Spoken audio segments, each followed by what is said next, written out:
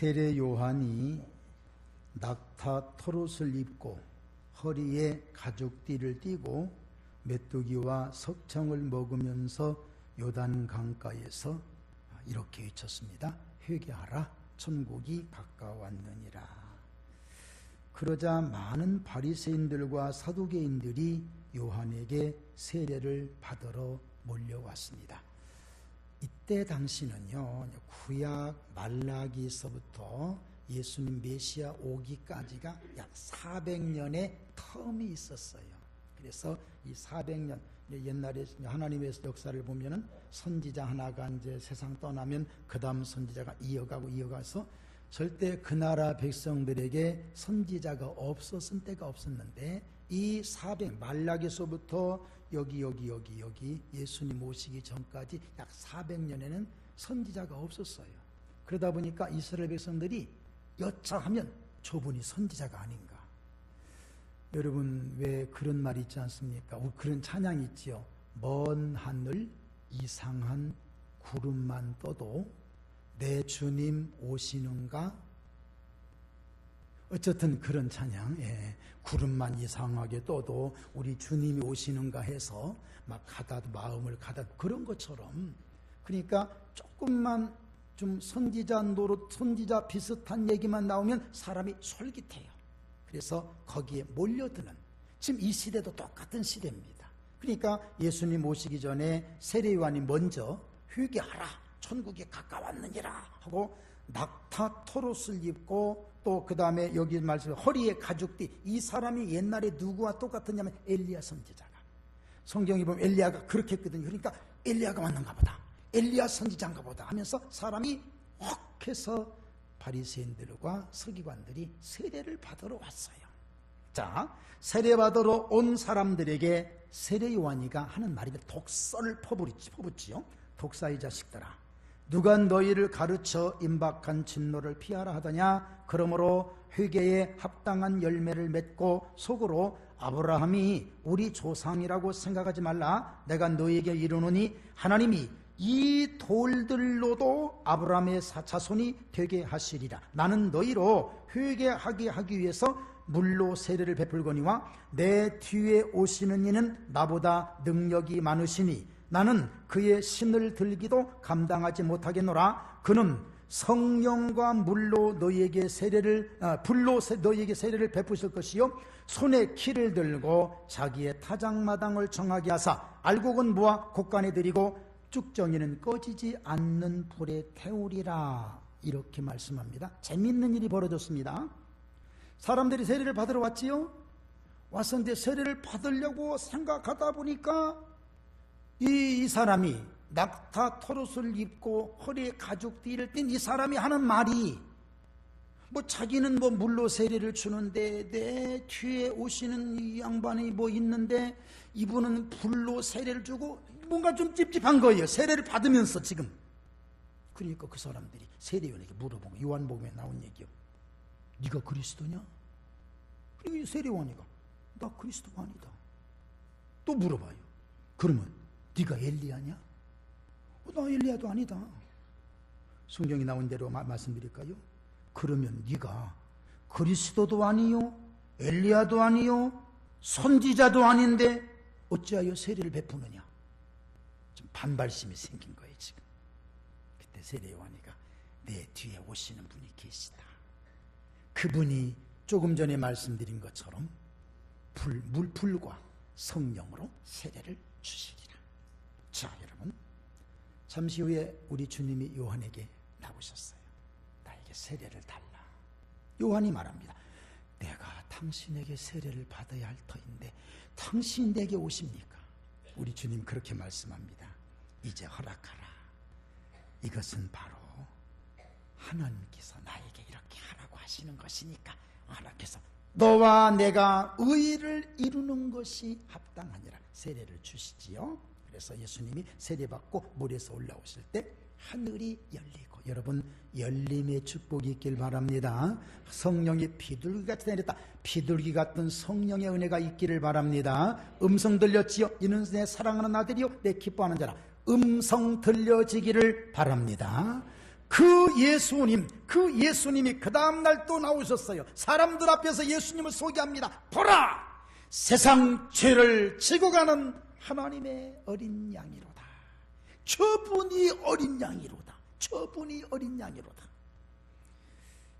얼마 후에 세례 요한이 이제 있고 예수님도 요단강 저쪽에서 세례를 베푸셔서 요한복음에 보면 그 말씀 나와요. 그러니까 요한의 제자가 시기가 난 거예요. 질투가 난 거예요. 그래서 그 요한에게 선생님, 얼마 전에 선생님이 저 위대하신 분이라고 하신 그분이 저기서 세례를 받읍디다. 근데요, 사람들이 다 선생님께로 오던 사람들이 다 그분에게로 갔습니다. 그러니까 요즘 말로 말하면 화가 난 거예요. 요한이 유명한 말을 남깁니다. 하늘에서 주신 바가 아니면 사람이 아무것도 할 수 없느니라. 여러분, 하나님의 절대 주권을 믿는 우리의 신앙 되기를 바랍니다. 그러면서 요한이 한 말입니다. 저 따라서 하세요. 그는 흥하여야 하겠고 나는 쇠하여야 하리라. 쭉 이어서 시작. 그는 흥하여야 하겠고 나는 쇠하여야 하리라. 아멘 합시다. 그렇습니다. 이것이 진정한 믿음입니다. 그분은 흥하여야 돼요. 마치 이슬처럼, 새벽 이슬처럼. 여러분, 이슬의 특징, 소리 없이 맺혀요. 소나기가 오려면 우릉쿵 강하고 난립니다. 이슬은 소리 없이 맺혀요. 맺혀진 이슬은 모든 만물에게 신선함을 줍니다. 그리고 태양이 떠올랐을 때 소리 없이 싹 사라져. 그게 이슬이에요. 세례요한의 별명을 한번 붙여본다면, 제가 붙여본다면 이슬 같은 사람, 이슬 같은 사람. 그렇게 그는, 다시 한번 똑같이 시작. 그는 흥하여야 하겠고 나는 쇠하여야 하리라. 아멘. 오늘 우리 주님을 향하여 이런 믿음 가지시기를 주님의 이름으로 축원합니다. 여러분, 바로 그 사람에게, 그 세례 요한에게 우리 주님이 이렇게 칭찬하십니다. 여자가 낳은 자 중에 세례 요한보다 더 큰 자가 일어남이 없도다. 왜 그런 줄 아십니까? 바른 믿음으로 바르게 신앙 갖고 바르게 고백한 그 믿음 가진 사람이기에 주님이 칭찬해 주신 거예요. 무엇을 많이 이루고 우리는 업적 중심이에요. 무엇을 많이 이뤘다, 잘했다, 그래서 경력을 쌓고 스펙을 자꾸 쌓아 올리는데, 여러분, 이것보다도 우리 주님은 바로 보고 바로 믿고 바로 고백하는 사람, 이 사람을 가리켜 훌륭하다. 오늘 이런 믿음이 우리에게 강하게 일어나기를 바랍니다. 오늘 본문을 통해서 우리가 은혜 받기로 하겠습니다. 여러분, 27절에서 29절 말씀인데 우리 큰 소리로 같이 읽어요. 시작. 예수와 제자들이 빌립보 가이사랴 여러 마을로 나가실새 길에서 제자들에게 물어 이르시되 사람들이 나를 누구라고 하느냐? 제자들이 여짜와 이르되 세례 요한이라 하고 더러는 엘리야, 더러는 선지자 중에 하나라 하나이다. 또 물으시되 너희는 나를 누구라 하느냐? 베드로가 대답하여 이르되 주는 그리스도시니이다 하매. 아멘.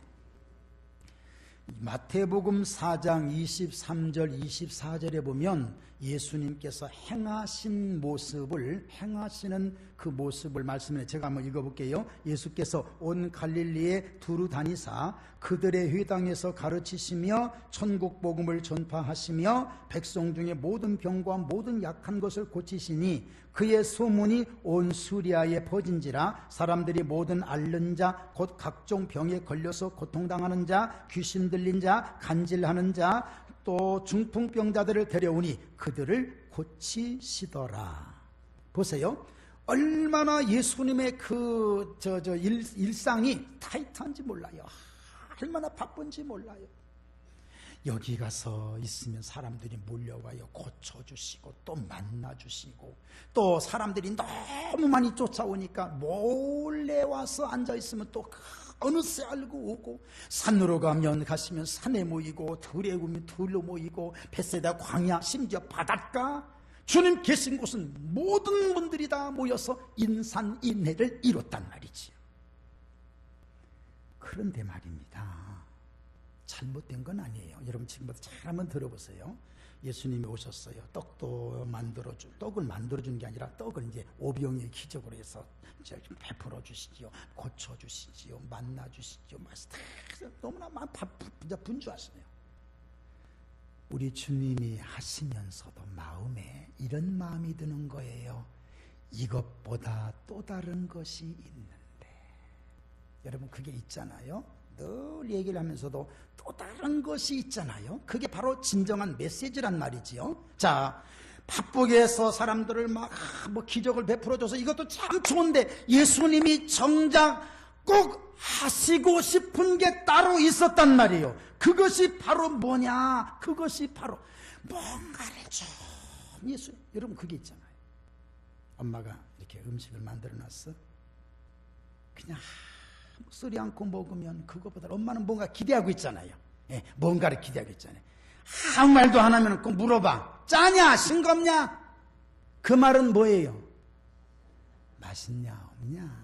그 소리를 기다리는 건데 똑같은 거예요. 주님이 원하신 게 무엇일까? 주님이 원하신 것이 여러분 오늘 주보 8면에 나와 있습니다. 한번 보실까요? 제가 설교 원고를 거기다 넣어놨어요.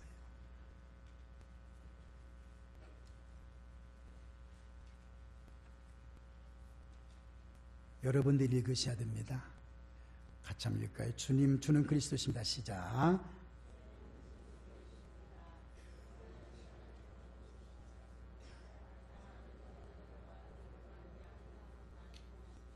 얘들아, 사람들이 나를 누구라 하더냐?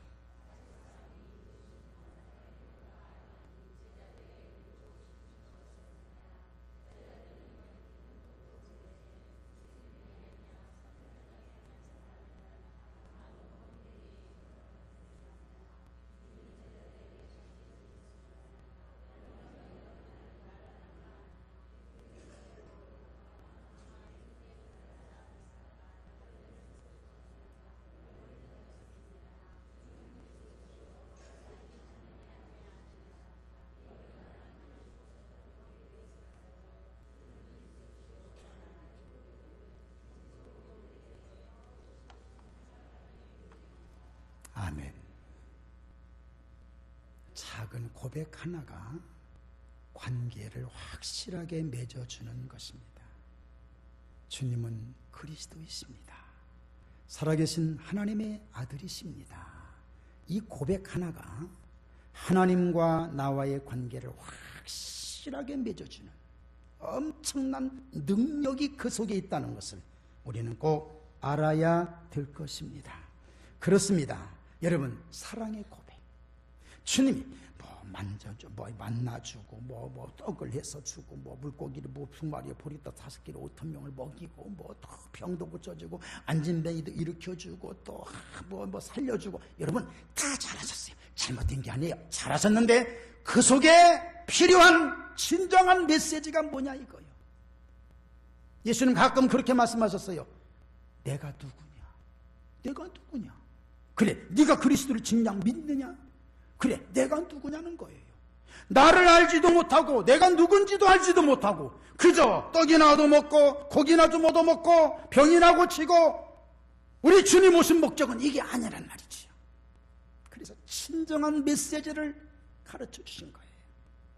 사람들이 나를 누구라 하느냐? 사람들 얘기가 아니에요. 사람들 얘기. 니들은 나를 누구라 하느냐?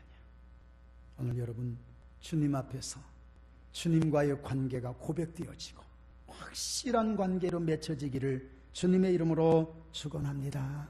바로 그것입니다. 사드락과 메삭과 아벳느고, 주님, 나는 왕의 신상에게 절하지 않습니다. 하나님이 우리를 건져주실 것입니다. 그리 아니하실지라도 나는 왕의 신상에게 절하지 않습니다. 이 확실한 고백, 이거 하나가 하나님과 사드락과 메삭과 아벳느고의 신앙을 확실하게 맺어주는 오늘 이 은혜가 우리에게도 또 있으시기를 바랍니다. 주여, 없어도 괜찮습니다. 없어요. 소양간에 소가 없을지라도, 밭에 식물이 없을지라도, 감람나무와 또 무화과나무 소출이 없을지라도 나는 여호와로 인하여 감사하며 기뻐하리이다. 이 확실한 신앙 하나만 가지면 그것이 바로 진정한 믿음이 되는 것이지요. 주님은 이 관계를 맺기를 원하신 거예요. 오늘 그 믿음으로 확실하게 서게 되기를 주의 이름으로 축원합니다. 예수님께서는 베드로의 신앙 고백을 들으시고 너무 기뻐하셨어요. 그래서 이런 말씀하셨습니다. 바요나 시몬아, 네가 복이 있도다. 이를 네게 알게 한 이는 혈육이 아니요 하늘에 계신 내 아버지시니라. 또 내가 네게 이르노니 너는 베드로라. 내가 이 반석 위에 내 교회를 세우리니 음부의 권세가 이기지 못하리라. 내가 천국 열쇠를 네게 주리니 네가 땅에서 무엇인지 매면 하늘에서도 맬 것이요 네가 땅에서 무엇인지 풀면 하늘에서도 풀리리라. 세 가지가 들어있습니다. 예수 그리스도를 하나님의 아들이라고 내 구주라고 믿는 그 고백은 사람이 만들어주는 것이 아니라 하늘에 계신 하나님이 주시는 은혜라.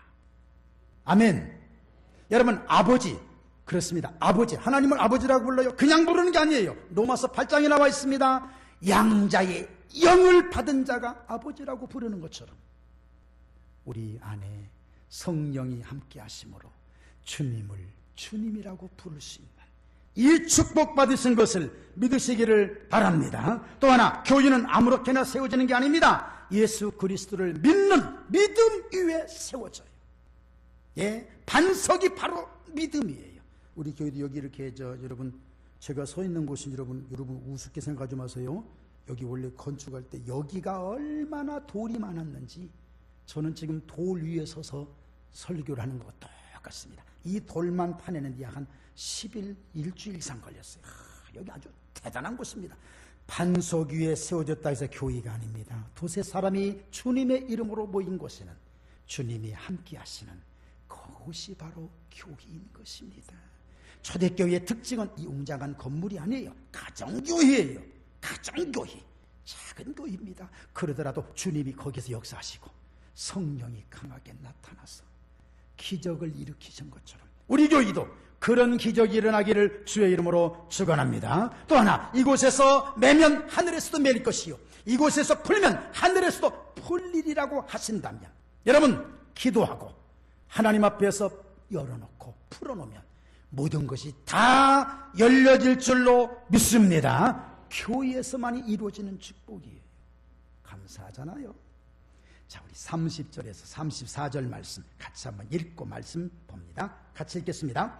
이에 자기의 일을 아무에게도 말하지 말라 경고하시고 인자가 많은 고난을 받고 장로들과 대제사장들과 서기관들에게 버림받으어 죽임을 당하고 사흘 만에 살아나야 할 것을 비로소 그들에게 가르치시되 드러내놓고 이 말씀을 하시니 베드로가 예수를 붙들고 항변하매 예수께서 돌이키사 제자들을 보시며 베드로를 꾸짖어 이르시되 사탄아 내 뒤로 물러가라. 네가 하나님의 일을 생각하지 아니하고 도리어 사람의 일을 생각하는도다 하시고 무리와 제자들을 불러 이르시되 누구든지 나를 따라오려거든 자기를 부인하고 자기 십자가를 지고 나를 따를 것이니라. 아멘. 메시지가 있잖아. 메시지라는 말은 그 의미는 깊이 들어있는, 그 안에 들어있는 핵심, 기독교의 핵심. 여러분, 축복 갖고 잘 사는 것도 좋지만 진정한 핵심은 고난과 죽음과 부활입니다. 사도행전 설교를 보십시오. 베드로의 설교든 아니면 누구의 설교든 간에 고난받고 죽고 부활되는, 고난과 죽음과 부활을 강조한 것이 초대교회의 설교의 핵심이었어요.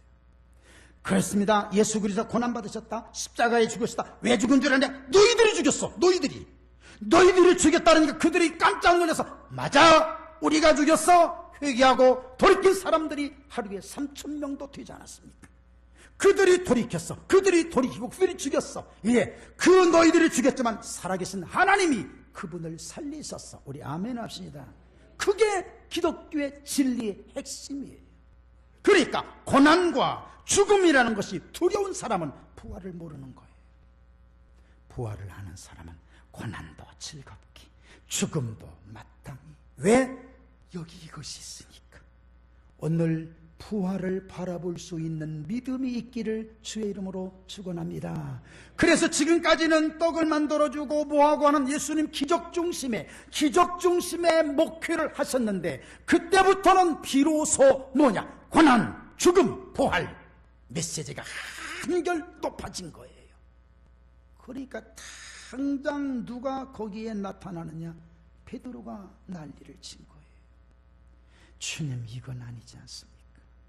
진정한 고난을 모르니까, 십자가를 모르니까. 제가 여러분 이 말씀을 한번 제가 어디서 이렇게 읽어봤는데, 제가 이렇게 봤어요. 여러분 한번 들어보세요.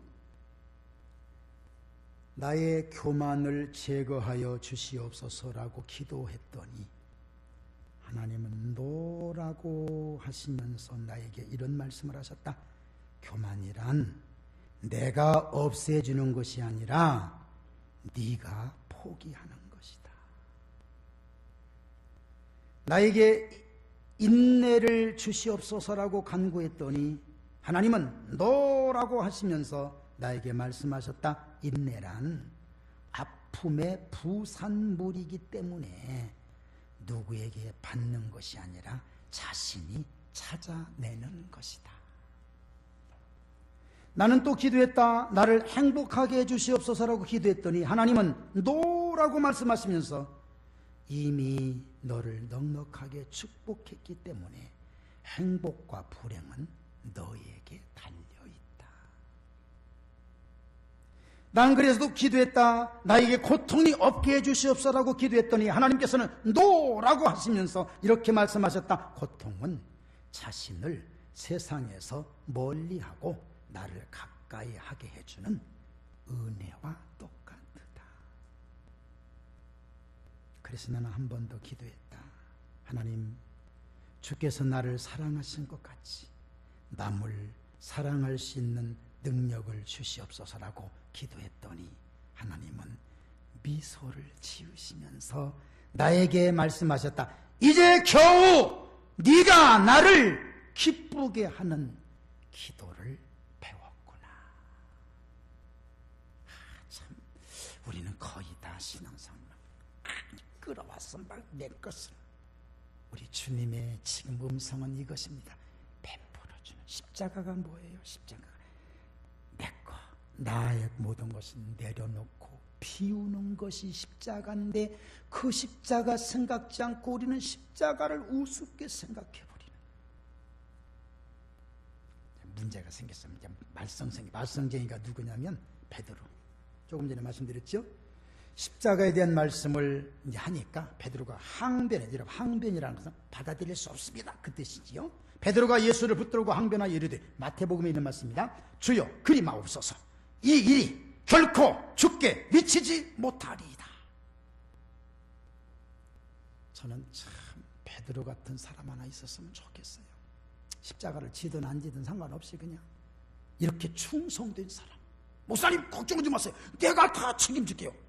막 이런 분이 이렇게 있었으면 참 좋겠어요. 에휴, 참. 주님 걱정하지 마세요. 십자가요, 제가 딱 막아드리겠습니다. 얼마나 멋있어. 얼마나 멋있어요. 그런데 왜 베드로의 그 달콤한 말이 주님에게는 달콤하게 들리지 않았을까요?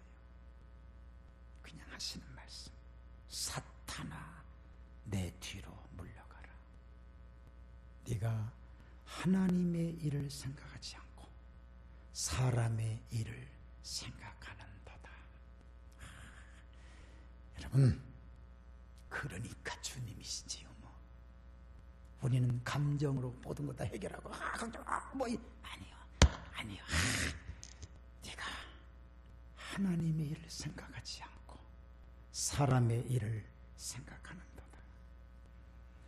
하나님의 말씀은 여러분, 제가 언젠가 말씀드린 기억이 납니다. 현실에 안 맞는 것처럼 보여요. 여리고성을 이렇게 하루에 한 바퀴씩 돌아라. 그러면 무너진답니까? 할 말 없네. 왜? 안 돌아봤으니까. 한 바퀴 돌아왔어? 무너졌대? 그래, 뭐가 또 돌멩이로 떨어졌대? 할 말 없네. 거의 다 그런 식으로 믿음 생활을 하는 거예요. 뭔가 이렇게 하고 난 다음에 뭔가 금방 뭐가 이루어지는 것처럼. 여러분, 깊은 데로 가서 그물을 내려 고기를 잡으라. 어제 저녁에 시간 했잖아요. 밤새도록 했는데 안 되는데 또 하라는 거예요. 현실에 안 맞아요. 요단강물을 밟고 건너가라는 거예요. 가다가 빠져 죽으려고? 여러분, 이건 말도 안 되는 거예요. 지금 보세요. 하나님 말씀은 이렇게 현실에 안 맞는 어거지 같은 말씀이 많단 말이에요. 반대로 마귀의 말은 어떻습니까? 그럴듯해요. 회당장 딸이 죽었습니다. 못 올라고 데리고 모시고 갑니까? 주님 피곤하신데 가시지 말게 하옵소서. 여러분, 그럴듯하지요. 베드로, 이런 일이 주님에게는 어디 주님이 십자가를 집니까? 주님에게는 제자도 없습니까? 제가 나서서 하겠습니다. 그럴듯하잖아요. 많은 사람들은 그럴듯한 말에 확 마음을 뺏겨요. 정작 들어야 될 하나님 말씀은 현실이 안 맞거든. 안 맞으니까 배제시키고 그럴듯한 얘기에 마음을 쏟고 하다가 실패하는 경우가 너무나 많습니다. 주님은 그것을 지적해 주신 겁니다. 여러분, 현실에 안 맞는 것 같을지라도 하나님의 말씀이니까 믿고 순종하면 거기에 기적이 나타나는 것을 믿으시기 바랍니다. 그래서 그것을 받아들이려면, 그 말씀을 받아들이려면 여기를 비워야 돼. 비우는 것이 내려놓는 것이고, 비우는 것이 십자가를 지는 거예요. 십자가는 내가 지고 가는 거예요. 남을 시키는 것도 아니고 따라가는 것도 아니고 붙잡고 가는 것도 아니고 그게 아니에요.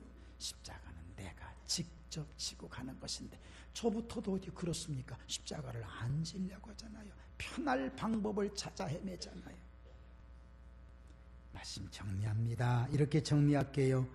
예수님께서는 지금도 듣고 싶으신 말씀이 있습니다. 따라서 합시다. 주는 그리스도이십니다. 여러분, 이 말씀 많이 하세요. 주님, 나는 주님 사랑합니다. 그 말씀 많이 하세요. 주님은 그걸 듣고 싶으신 거예요. 아까 말씀드린 엄마가 맛있어요. 엄마 참 좋아요. 역시 우리 엄마의 된장찌개. 여러분, 된장 풀어놓고 그 위에 청양고추 송송송송 썰어서 참 칼칼하게, 요즘에 참 밥맛 없을 때잖아요. 그럴 때 먹고 하나 먹으면 진짜 맛있어요. 거기다 우럭 몇 개만 넣어보세요. 기가 막혀요. 기가 막혀요. 양파 좀 송송 썰어놓고 다짝지근하죠. 참 맛있잖아요. 엄마는 역시 최고야. 그 소리 듣고 싶은데. 오늘 공부했냐? 오늘 숙제했냐? 엄마는 공부건 숙제건 다 귀찮아요. 자식도 귀찮고 다 귀찮아. 뭐만 있으면 돼? 맛있다는 그 말 한마디면 되는데. 자, 따라서 우리 연습합시다. 참 맛있어요. 어찌 그리 맛있는지 몰라요. 훈련이 안 되면 안 되겠네. 그럴듯한 마귀의 음성 듣지 말고 조금 힘들어도 주님의 말씀에 귀 기울이고 거기 말씀에 초점 맞춰서 살아가는 우리 모두가 되기를 바랍니다.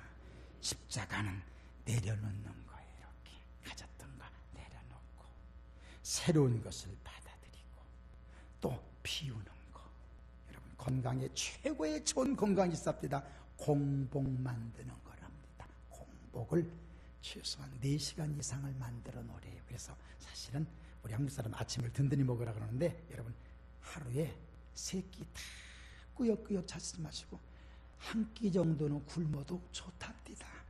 근데 여러분, 그렇게 하지 마시고 공복 기간을 많이 만들어 놓으래요. 그래야 건강하다네. 비우자는 거죠. 비우자는 거죠. 마음 비우고 주의 은혜 사모하여 가득한 축복 있으시기를 주의 이름으로 축원합니다. 이제 우리 이 시간에 통성으로 한번 기도합니다. 성령님, 이 시간 동행하여 주옵소서. 통성으로 기도합니다. 살아계신 하나님 아버지, 은혜 고맙습니다. 주의 은혜로 이끌어 주신